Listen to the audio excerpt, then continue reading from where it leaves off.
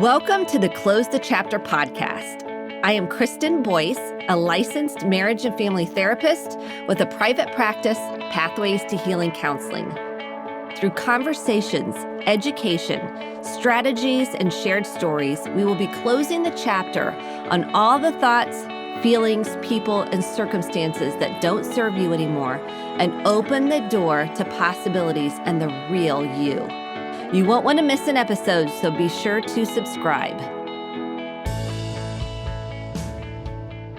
Welcome to this week's Close the Chapter podcast. Thank you for joining me, showing up, being present, and your willingness to look at things in a different way.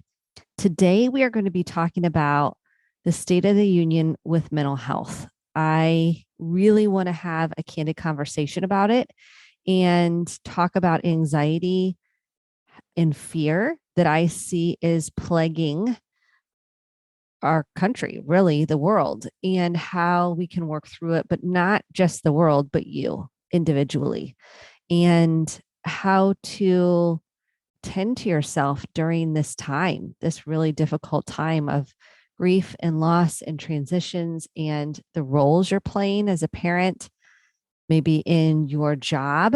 So it's important that you're taking time for your mental health to tend to yourself, because that's all we can do. We have no idea what will happen 1 minute from now. We can nurture ourselves through the hard times. So you'll want to listen to the whole episode to take notes, get your journals out. And if you're cleaning the house, if you're running errands, whatever, working out, whatever you're doing, I am so glad you're here. I just cannot emphasize that enough, that you're here because you want to grow, you want to evolve, and good for you. I want to just encourage you in this. If you want to get the free healing guide, you can go to Kristen, Kristen, D Boyce, BOICE.com/free resources, and it will be emailed to your inbox. And then you're on the list to find out the latest happenings. If I have any videos come out, content, you'll be the first on that list. You can also join us on social at Instagram at Kristen D Boyce, or Facebook, and then Twitter, it's just Kristen Boyce. And then we have a community on Facebook, Close the Chapter, and you can just search that on Facebook. So without further ado, let's jump into today's topic. I was really kind of praying over what to talk to you about and what I'm seeing with clients, and just keeps coming up over and over and over. And it's anxiety. It's a palpable sense of feeling chronically exhausted by everything changing with COVID-19, with the divisiveness in the United States and really around the world, and just this sense of feeling tired of it, feeling exhausted by it. And there's been so much grief and loss of what was and what now is, that I thought, let's talk about it. Let's process it. And what do I mean by process it? We're naming it. We're naming our emotions around it, our body sensations, our thoughts, the beliefs, which is some of our conditioning that we've had throughout our lifetime. And we are getting it out. We're releasing it. And so that's what I mean by processing. And in order to work through trauma, which this is a collective trauma, because it has impacted our beliefs, it has impacted our nervous systems, it has impacted us emotionally. And if we don't start really telling the truth about what's really going on inside of us, we will not experience the freedom, hope, and possibilities that we're all looking for. Because when we look at somebody and we only see what's on the outside, we have no idea what's going on the inside. And what you are experiencing on the inside matters. What you are carrying around matters.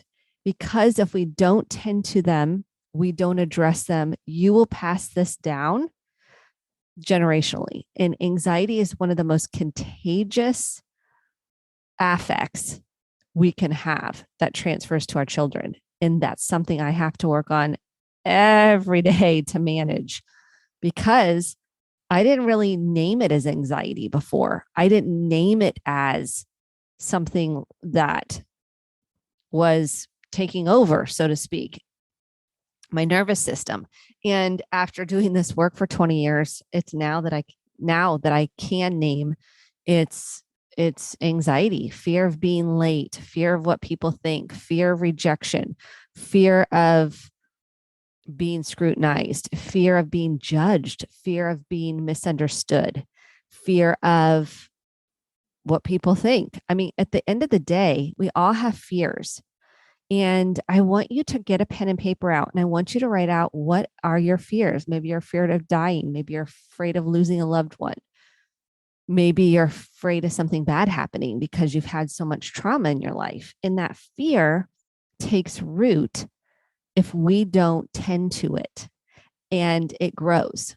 And what we want to do in today's episode is start naming what's going on the inside so we can do something about it. And as preparation for this episode, I pulled out some statistics, because I've been doing that as part of my research to really acknowledge what's going on out there. When I mean out there, I mean in the world we're living in. So you can be kinder to yourself. What we tend to do is get into shame, feeling like there's something wrong with us, we're defective, when in actuality, you're just a human dealing with what's going on in the world, which is hard. And we don't know what's going to happen day to day. I mean, it was an illusion before that we knew what was going to happen, but now it feels magnified because it's inviting us into doing this deeper work. And I promise you, if you do, there's still going to be ups and downs. And yet you'll be able to handle it through some of the coping strategies I'm going to teach you today. So let's take a look at the statistics. According to the APA, in 2019, anxiety was hovering at about 8.6% in adults. In 2021, it's jumped to almost 37% in adults. And this is based on surveys. And I think this is higher based on what I'm seeing. And the other thing I want to jump in here with is people think anxiety is like they're shaking in the corner, they can't function, they have panic attacks. While that can be a part of it, anxiety lives in your body. Anxiety lives in emotion. It's really rooted in fear, unprocessed trauma. And if we don't process it, what the nervous system does is it's living inside of us. It's body sensations. It's how intense does it feel? We might be short of breath. We might get hot. We might get cold. We might feel small inside. We might feel heavy inside. There's so many emotions and so many ways to describe it, but it lives in the nervous system. And what I mean by that is it lives in your body, and I can feel it in my stomach. I've done enough work that I can identify my tells when I'm in anxiety. But that's pretty dramatic change, which makes sense given we've been in a collective trauma. And depression in 2019 was at about 7.5% in adults. And now we're seeing it at about 31% in adults. And I think that number is just getting higher. And I don't mean to be a doomsdayer. I'm more of a realist. And this is what I'm seeing. We are seeing a mental health crisis. And I remember at the beginning of the pandemic, I called it with my team. I said, we're in the middle. This will be a mental health crisis. We're in the middle of history where we aren't equipped to cope with being locked down in isolation. We're not equipped to work through our emotions because every one of us has what I call inner child parts that are stuck because we didn't get to process our thoughts, feelings, emotions in real time. And so that has led us into a mental health crisis. And we're seeing it especially in teens and college students because there are so many transitions in general for that age. Float back to your teen years. You're trying to develop a sense of who you are. You're trying to figure out where you belong. Well, we've stopped and started so much of that. Plus, we add social media into the mix, and this isn't to go on a social media tangent. However, we have to be realistic that that has made a significant impact into their mental health. Comparing themselves to people on the internet. We had magazines, and that was also like, that was a big thing. We were comparing our bodies and our what we wore and our sense of self to people in magazines. And now it's everywhere, and it's consuming because they're on their device so much. So we're seeing an uptick 53%. I've shared this before in girls in suicide ideation. 53% of girls, that's half of girls, teenage girls, have thought about suicide. Their brains are not fully developed until 25, so they don't have that rational prefrontal cortex fully developed. And if they have not had someone that they can name their emotions with, that they can process what they're feeling in real time, because we didn't know how to do that, I'm seeing a huge impact because of the keeping it on the inside, and not because they don't know better. And even when parents try to ask them, there's a sense of being shut out and shut down. And the main thing that I encourage parents to do is do your own inner child work. And what does that mean? That means we have wounds. We have things that impacted us that we didn't get to process in real time. A death of a parent, a death of a loved one. Maybe it was a pet, a divorce that impacted you. Maybe it was an alcoholic parent. Maybe you were triangulated. And I have an episode on that, which was one of the number one episodes last year, was triangulation, which is when you pull a third party into a dynamic that's really meant between the other two parties. And what we think we are, we're venting, but we're pulling that person in to kind of quote unquote take sides. And I see this with parents a lot in unhealthy family systems, where they'll pull the child in the middle. They could pull the child in the middle of a parental dynamic or another child. So it's their sibling, and they're pulling the child into the mix. And what that does is it affects their mental health, because they're not fully developed, if we look at the developmental cycle, to be able to handle being in an adult role. That's not their job. And I see this so much, where a child is put into caretaking other children in the home. And while that's fine to babysit every now and again, it's another thing to fill in and be pseudo parent. That stunts development, because the child can't be a child.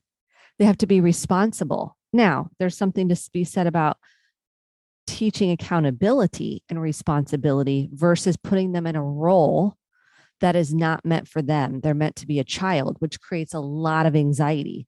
And this is where I ask you, as the listener, whom I'm so grateful for, did you have to be more responsible as a child because of neglect, emotional neglect? So maybe a parent they were doing the best they could. They were working multiple jobs, or maybe they had trauma in their background, and you might not even known that there was trauma. And so they didn't have it to offer you emotional connection to check in and say, honey, how are you doing? How are you feeling? Is there anything you need to get out and process? They didn't have the tools. And maybe there was abuse going on at the home. Maybe there was secrets that were in the family system, and maybe you got pulled into a secret. And that takes a toll. Secrets are toxic. That's why I'm all about the truth shall set you free. And it's important that we are naming reality in real time.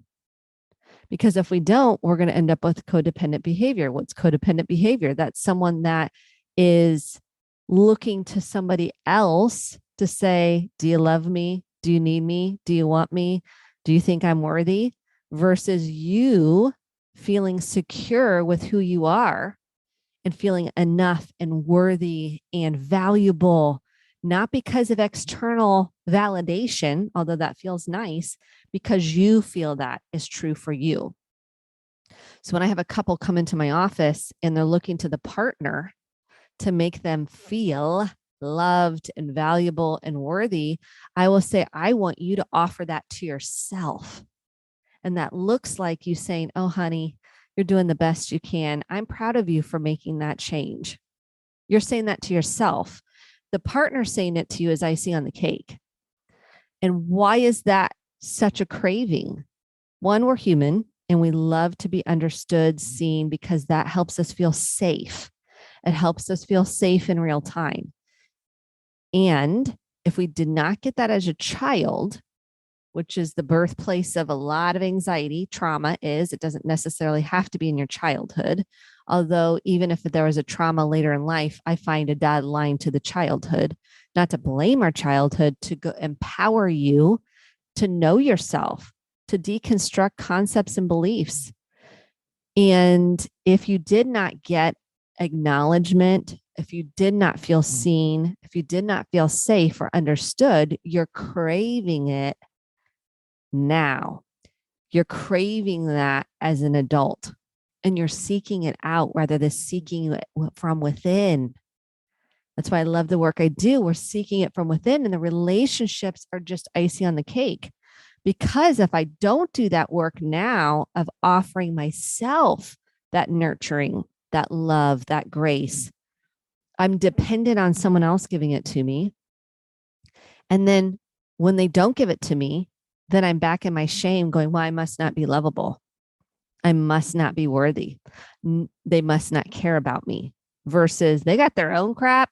They have their own childhood stuff and they don't have it to offer because they didn't get it. And while we can name things to our partner, we can't change someone else. So I can work with someone to help them give that to themselves. And why is this important as we're talking about this mental health crisis? Because if someone else has wounds and you're constantly looking to them to fill you up, you will not find the healing because they might not have it to offer you. They might not have it to give you. And it especially is not your children's job to give it to you, whether they're an adult or a kid. It's not their job to make you feel lovable enough that you matter, secure, worthy, valuable, needed. No, that's passing on. There's an invitation for you then that's passing on generational trauma. And I have to work on this all the time because when my kids have pain, let's say hurt, pain, fears, my inner child can get triggered because I want to rescue them from that pain. I want them to feel better. I want them to be okay. And I have to manage and self-soothe my inner child that is identifying with their pain instead of letting them process the pain.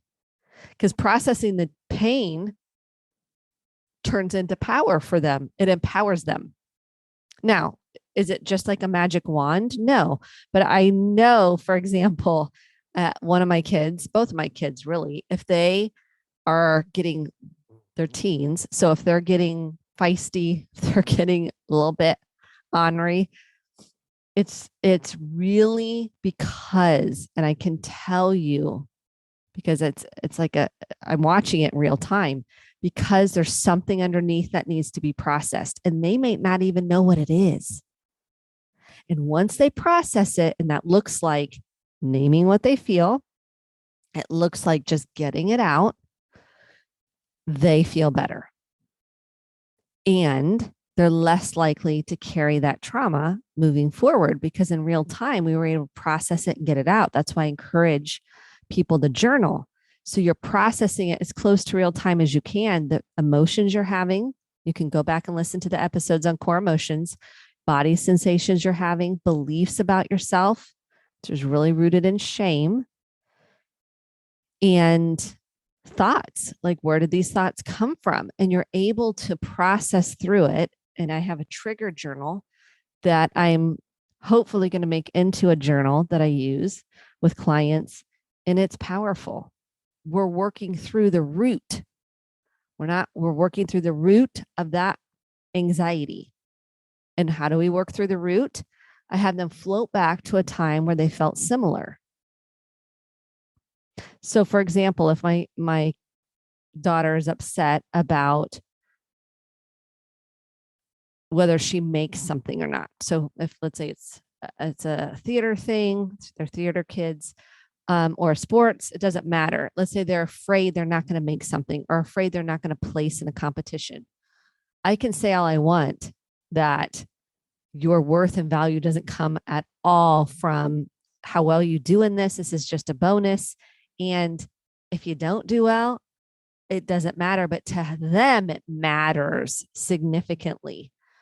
So I have to float back to my inner child. My point is, if they're afraid they're not going to make something, I have to float back to my inner child and remember me not making cheerleading, which I never made it. I went out every single year, never made it.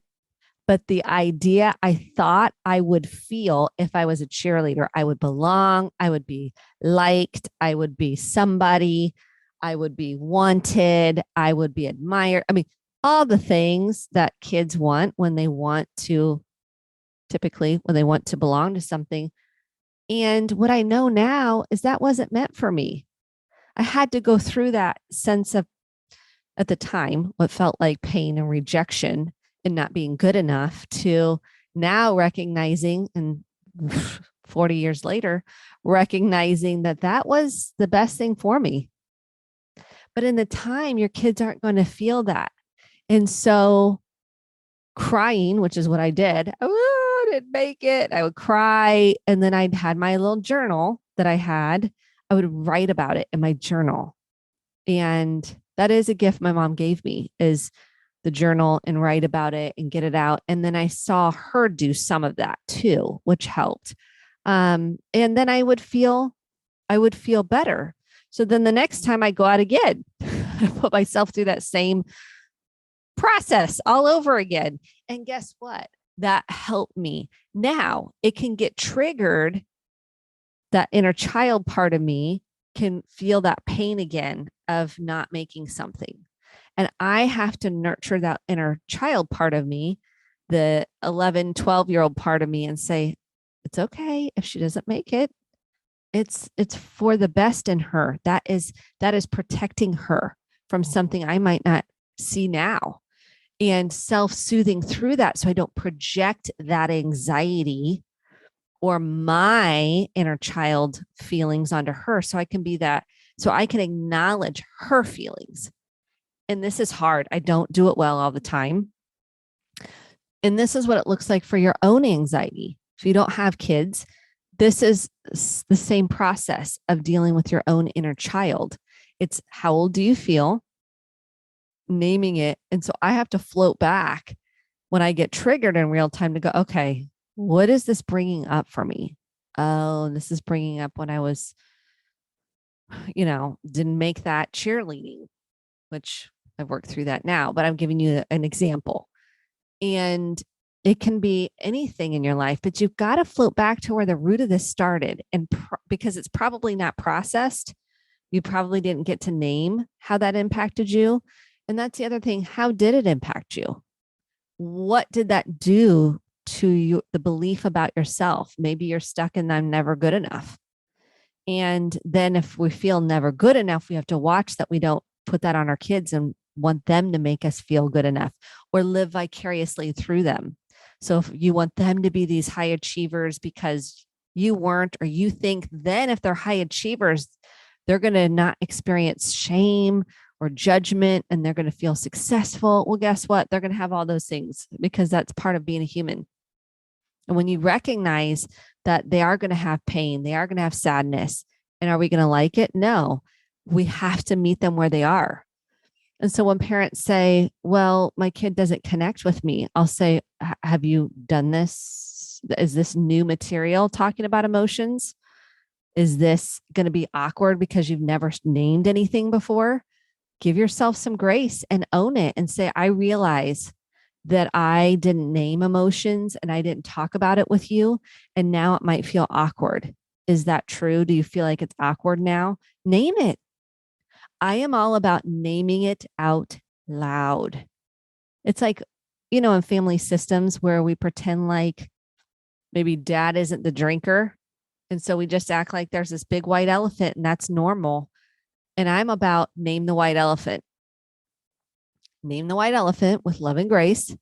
It doesn't mean the person's going to change. It means that that doesn't have the power because we are naming it. What we don't name metastasizes in other ways. What we shove under the rug and push down metastasizes in other ways. And what are those other ways? We have physical illness. We have disconnected relationships because we're not being authentic. We're not telling truth. We can't have authentic, deep connections without truth. It's just impossible. I've seen this with couples that aren't differentiated, and differentiation means in family systems, this is human development, that you can have your own thoughts, feelings, and opinions that are different than the family. You don't have to, in order to belong to the family, you don't have to go along with all the family beliefs. You're allowed to kind of question things. You're allowed to say, hey, that doesn't make sense to me, and I don't know about that. You're allowed to question things. I believe that we are meant to question everything. And many times in family systems, that felt like a threat. If you questioned something, if you had your own thoughts, feelings, and opinions, that was threatening to the connection, or you're going to be some delinquent person because of the parents' fears that they couldn't tolerate the child sharing what's going on the inside that might be different. And in our family system, I'm like, that's okay. Question everything. It's not a threat to me. I don't feel threatened by that. I feel like that's essential for human development. And if you're an adult now and never got to question things and you've kind of just gone along with things, a lot of times you feel like it's a midlife crisis, or you feel lost, which can create anxiety. You feel afraid to speak up because you didn't have a voice in your family system. So you just carried that same role of being the pleaser, the placater, the pretender, that the perfectionist, that you went along with that. And now I'm like, yeah, have a voice. Healthy family systems and healthy relationships allow you to have a voice in a healthy way. It's not being belittling or demeaning to somebody or condescending. That's a whole different podcast. It's safe to have a voice. It's safe to share how you feel, even if it's not the same. And you can hold the space for someone else and tolerate that someone else might have a different opinion. It's not a threat to you. Now, if they're being condescending, rude, mean, disrespectful to you, that's when a boundaries that you communicate a boundary, what's okay and what's not okay, or you walk away, or you say, we're going to put a pin in this and agree to disagree. And that's okay. You'll notice people's window of tolerance is very different for that. If you've done a lot of self-work and you feel secure with who you are, you're going to be able to tolerate that difference. So you'll see with anxiety, differentiation is important, that you're able to voice what you're feeling. You're able to deconstruct it and go, okay, where did this belief come from? Where did this fear originate? And then that's where therapy can come into play. If you can find a good therapist with EMDR, eye movement desensitization reprocessing, or brain spotting, or there's many forms, but those are the ones that I think are the most effective. There's other modalities that are also effective, internal family systems, to work on pre-processing the root. The other thing that can be helpful is meditation, where we can observe our thoughts, but we are not our thoughts. So we can go, oh, there's the 8-year-old part of me. She needs to be tended to, but I am not identified with the thought. So instead of saying, I am anxious, I might say, I feel anxious, which is kind of mindfulness. Mindfulness is observing of thought. It's not attaching to the thought. And that can be very helpful to work through anxiety. And reality checking, is that true? Asking, is that true? Sometimes our anxiety can't decipher that. And that's why writing out can be helpful. And the deep breathing that, I teach every episode, where we go in through our nose, out through our mouth.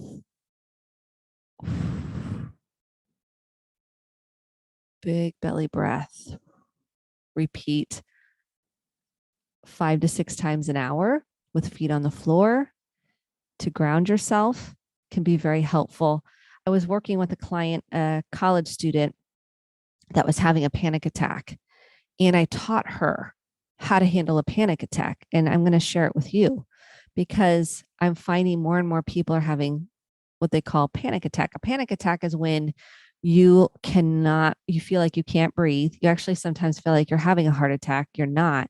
Your nervous system has gone into hyper arousal state, and you've shifted into the brainstem into fight, flight, freeze, or fawn. Fawn is that people pleasing, placating defense strategy.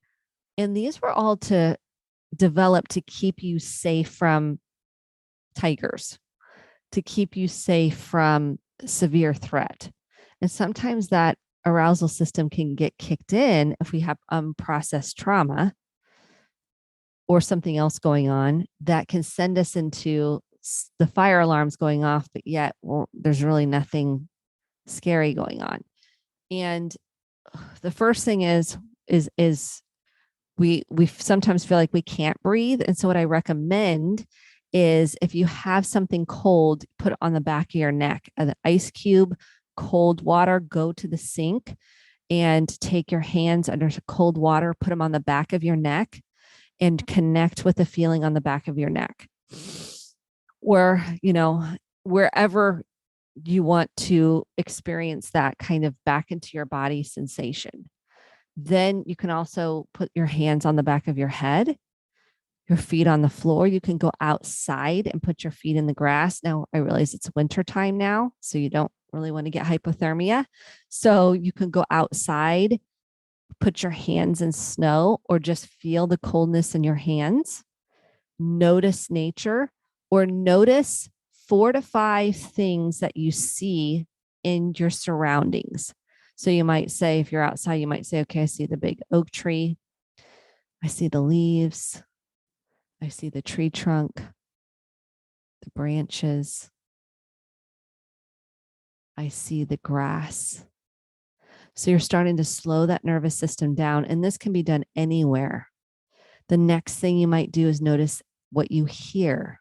So I'm going to be listening for the sounds. Oh, I hear robins chirping. I hear a squirrel scampering. I hear the water rippling. I hear people in the background, way in the distance, laughing. Maybe their kids playing outside. And I hear a cat meowing. I'm making this up, but you get the idea. I'm going through my senses. I might put a mint in my mouth where I'm tasting the mint. I'm noticing the texture of the mint. I'm noticing the flavor. I'm really connected to how that feels, that sensory experience. And by that point, putting your feet on the floor, you're breathing, you're back into your body, you're back into the here and now, the panic attack should subside and you can repeat as needed. So if you need to save this episode and you just need to hear me walk you through that, like grab some gum, grab something to a mint. I like mints, or if you don't like mints, there's many different things you can use. A raisin, mindfulness loves to use a raisin, and you can start calming the nervous system down. You can listen to a meditation of someone. You can put on an anxiety meditation. There's lots out there on YouTube, and that helps you get back into the present moment, because it's really rooted in fear. And what we want to do is say, I'm okay. I'm okay. I can handle this. We're increasing our window of tolerance for whatever fear we have. That's why it's important to do that deeper work. So you're not spreading the fear to your children, your partner, those around you, because it's so contagious.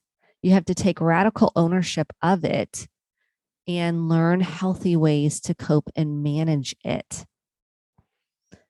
And exercise is wonderful. So walking, if you have a pet, you can walk your pet, or just walking outside or on a treadmill or riding your bike or whatever you're physically able to do, whatever movement you're physically able to do. Yoga is wonderful.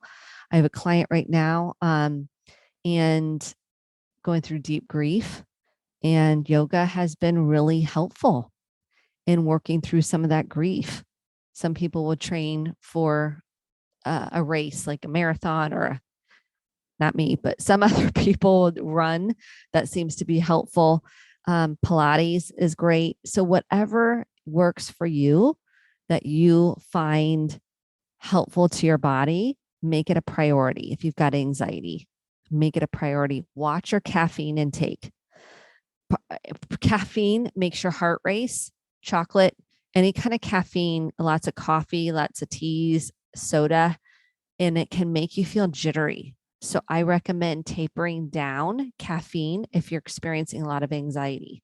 And if it gets too hard, I know people with that take medication that can help them access the strategies. And again, I'm not like pushing medication whatsoever. Consult your doctor. I'm not playing a doctor. Don't play one on TV. And consult your physician or psychiatrist.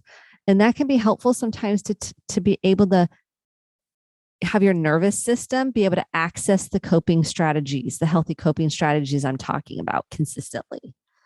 And then you're calmer. You're less activated on the inside, even though on the outside you might look like you're calm, but on the inside you're really not. That's okay. There's nothing wrong with you. You're doing what is best for you to show up as the best version of yourself and be able to cope with some of what's emotionally what you're experiencing. So it's okay. And listen to things. Music can be really helpful to calm the nervous system, something soothing. I know I was talking to a client and they're like, I'm putting spa music on. I'm like, yeah, I'm not going to say Alexa, what I just did. Alexa, play spa music, but something where there's more soothing in your nervous system. So that can be really helpful. And I really encourage you to not ignore it, not rationalize it, deny it, minimize it, compare it, because we can get into comparative suffering, to just say, this is the reality of what I'm experiencing right now. And that's okay. When we give ourselves that permission and we offer ourselves self-compassion, it's so soothing to the nervous system. Our bodies and our minds go, and we feel seen, we feel understood. And that's what we're wanting from other people. And sometimes they're not capable of offering us what we need because of their unmet needs. And so as we kind of reflect on the one thing you want to work on, or the one strategy you're going to take away from this episode, what would that be? What is something that you're going to do differently? Because it's one thing to listen to a podcast, and you know I'm all about implementation and taking action. So it's one thing to listen to the podcast. It's another thing to consistently show up and connect differently. What is that one thing? And it might be, I'm going to name my emotions. I'm going to name one of my core emotions. And we've kind of, neuroscience, thank you, has narrowed it down to 7 core emotions. And they are anger, which also can be a secondary emotion and cover up grief and sadness. Sadness is another one. Disgust, fear, which is what we're really talking about, fear and sadness today. Joy, excitement, and sexual excitement. And when you can start naming your emotions, you can start tending to them. We can start accepting that we have emotions and they're here to serve us well. They are not a threat to us. We're so afraid of getting stuck in our emotions. And what I'm here to tell people is like, you're not going to get stuck. They come and go. What you're stuck in is your resistance. You're stuck in your resistance to actually letting them come up and out because of your conditioning. You're afraid you're going to get stuck in your emotion. You're not going to be able to function or go to work. And I'm like, it's actually the opposite. When you can actually identify, move through, and acknowledge what you're feeling, you're going to get to the other side of it. It might be a little bumpy, but you're going to get to the other side of it. I promise you that. This too shall pass. It's what we're not dealing with that is actually running you. It's what you've actually pushed down. And sometimes it's not even conscious, right? We have unconscious kind of repressed memory that is real with trauma. And it'll come out when it's meant to come out if there's something there. It's a willingness on your part to say, you know what? I'm willing to face the pain, and I can tolerate it because I have these healthy coping strategies. Is it easy? Absolutely not all the time. Is there freedom on the other side? 1000%. There's times where you're like, can I just go back unconscious? That's because we want a reprieve from knowing what we know sometimes, but the knowing is the empowerment part. When we take radical ownership for our own feelings, actions, and behavior, we change our lives because I know myself so well. So you could tell me something and I'll know it's not true because I'm doing that deeper work to say, no, I think that might be your stuff. That might be a projection, which is someone else's stuff that they're kind of displacing onto you. Or maybe they're dysregulated with anger and it's not really anger towards you, but it's anger towards a parent that they never were able to be angry at. And they're displacing it on you. Well, I've done that work and I can go, you know what? That doesn't feel like that's really directed to me.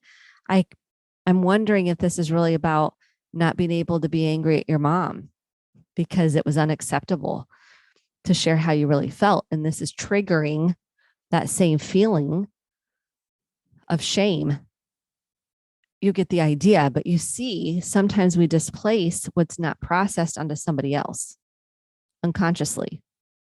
And so when you decide and you have a willingness to process emotion, tend to it, and kind of really work through your beliefs and how you even got to that belief and the thoughts you have about yourself and hold it with such compassion and kindness to yourself, which is hard to do because that inner critic, that protector part of us wants to protect us. We actually start the healing process. I'll be doing this for the rest of my life. This isn't like, oh, I hit the finish line and then I don't have anything else. No, it's not how it works. I got kids. They wake me up every single day to doing my own work.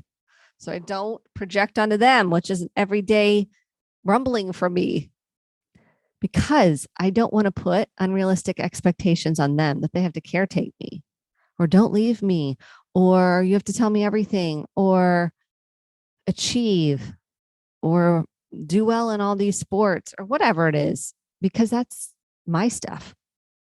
That's not them. Let's get rid of all that achievement stuff and let's let them develop in an appropriate manner by them voicing who they are to us, by them sharing who they are, what they like, what they don't like, what they're struggling with. And let's give them full permission to do that. I can still have boundaries and give them full permission to be themselves. That's healthy.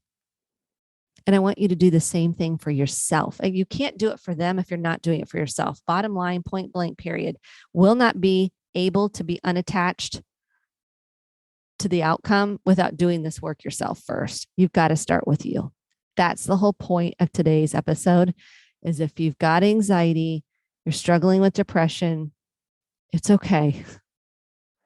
Just start tending to it. Start facing it. Don't shove it down. Don't rationalize it. Don't drink it away. Don't shop it away. Don't eat it away. Well, you can't. That's the misnomer. You can't do any of those things. It won't help. No shame in that. We can just go, oh, there's a younger part here that needs attention and give it attention. Nurture that part. I love you. I'm grateful for you. Thank you for listening. If this was helpful or you know someone struggling with anxiety or panic attacks, again, this does not replace therapy. I can't be your therapist. I can just help give you tools, coping strategies, and suggestions based on my experience and walk alongside you in your journey. So if this was helpful, feel free to share it with somebody, have a conversation about it, process through it with each other. And as you know, big fan of therapy. So thank you for listening. and I can't wait to be with you again next week. Have a good week. Thank you so much for listening to the Close the Chapter podcast. My hope is that you took home some actionable steps along with motivation, inspiration, and hope for making sustainable change in your life. If you enjoyed this episode, click the subscribe button to be sure to get the updated episodes every week and share with a friend or a family member. For more information about how to get connected, visit Kristen, Kristen, Boyce, Boice.com. Thanks and have a great day.